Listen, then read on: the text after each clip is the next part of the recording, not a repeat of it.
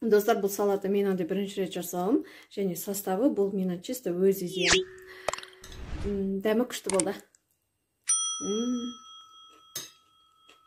Міндетті түрде жасап көріңіздер.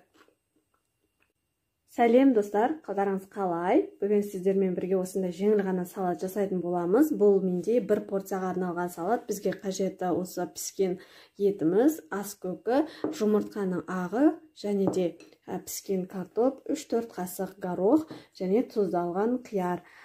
Салатты дайындағанша, достар, менің каналыма тіркеліп, лайк басып, комментарий қалдырып кетуді өтінемін. Сіздердің поддержкаларыңыз маған өте қажет болып жатыр.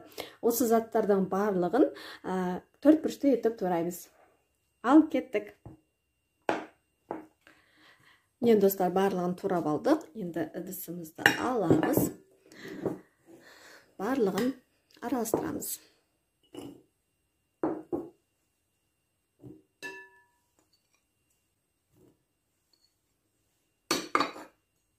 Міне жұмыртқаның ағы и зелень.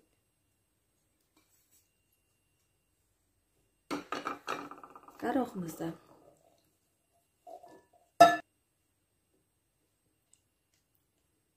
Екі қасық майонез.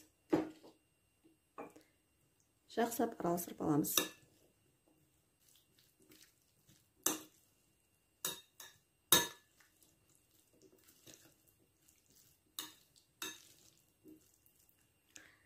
Ал, жеп көрейік.